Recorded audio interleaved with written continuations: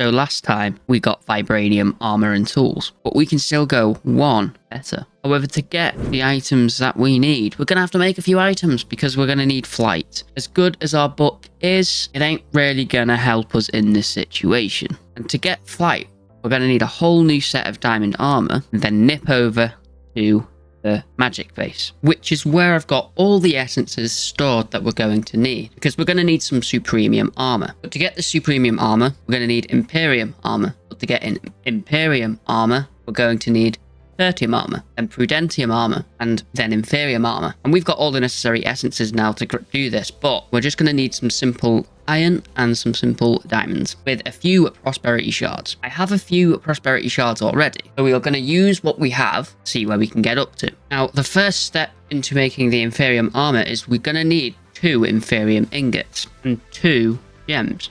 And this is where the prosperity shards come into play, because we're going to need some prosperity gems. And we're going to need 8 of these, 2 for each armor piece. And if we slap a diamond in the middle of the crafting table surrounded by 4 prosperity shards, we'll get ourselves a prosperity gem. Slap that back in the crafting table with 2 inferium and we'll get inferium gems. And now we can do the same thing with the iron. And now we are ready to make inferium armor. We put the inferium gem top and middle of the crafting table with an inferium ingot left and right. And in the centerpiece, we put our required armor with a diamond helmet, chestplate, leggings, and boots, and we will get those armor pieces. Now on to the second tier of armor, prudentium. However, we don't actually have enough prosperity shards, so we are going to have to make a quick stop at the mines. Now that I have all the prosperity shards and made all of the ingots and the gems, we can just go straight into upgrading our inferium armor. So we do the same recipe again, but we swap out the inferium stuff with the prudentium stuff, and we switch out the diamond armor for the inferium armor, and we'll get prudentium armor. And it'll keep going on like this until we get up to the premium armor, which isn't the maxed out tier of armor that we could get, but it does allow us to apply a very specific augment, which we're going to be making very, very soon. And that augment is flight augment, and it's very simple to get. All we need is a bit of supremium and an unattuned augment with 4 nether stars. And we can't just fight the withers straight away, because unfortunately I do need to go and get some means of wither skulls. I have a few, but not all of them, so a quick trip to the nether solved this problem.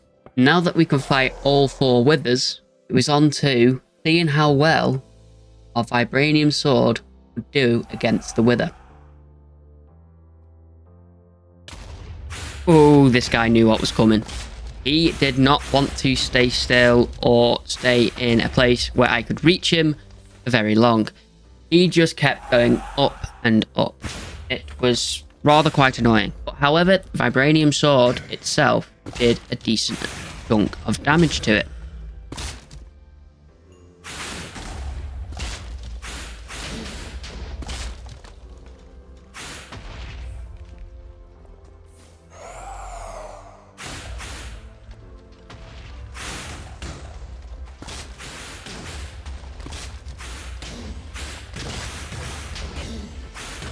And we did end up killing it rather quite quickly. We just have to fight it another 3 times. Now that we can make the flight augment, it's off to the magical base, where we are going to be using the altar to make the augment.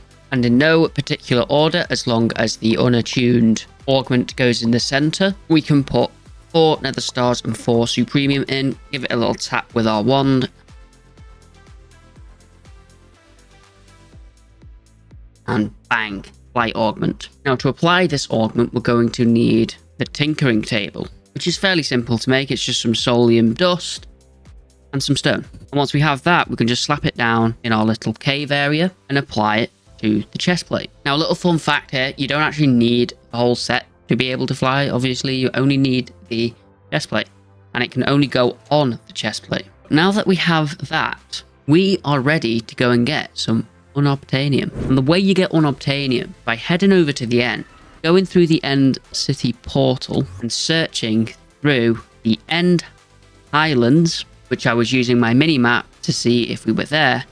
And the most important thing to remember is unobtainium can only be found under Y level 78. And now that we have this information, it really didn't take us that long to find unobtainium. I thought this was going to be very rare to find. It would take us a while, but no, it really didn't. Once we found our first little vein here, we mined it. Fortune did activate, thank God, and we did actually get 9. And now I was happy with that amount. I know I can upgrade all of my tools and everything else. But I thought, why not look for a little bit more? That's what I did.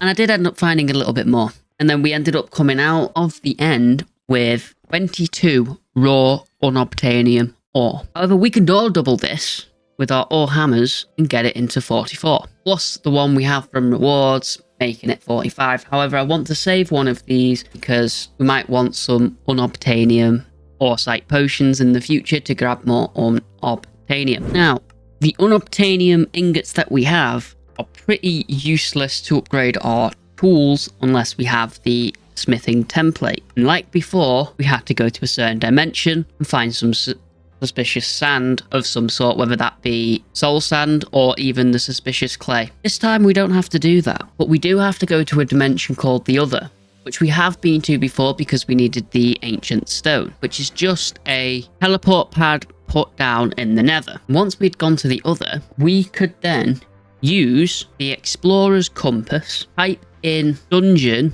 and all I had to do was make sure the dimension was set to the Other, and it would take us straight to the dungeon that we need to. And the most important room in this dungeon is the library, because in the library there is a trial chamber spawner, which is where we get the smithing template. But you'll soon notice very quickly this place becomes very overrun with evokers and sort of like pillager mobs, and it isn't very fun. So I tried to take out all the spawners that were around me in the room and all of that and take on the trial chamber. And again, it was fairly simple. All we had to do was kill a few mobs and outspit a smithing template. God knows how long it was sat there though, because I'm pretty sure I did this within a few seconds. But we've got it now, and now we can duplicate it. And to duplicate it, it's just vibranium and endstone with the smithing template in the crafting table as well, and we get ourselves 2. We did this a few times just so I know that we can at least upgrade our armor and tools. So I got about 9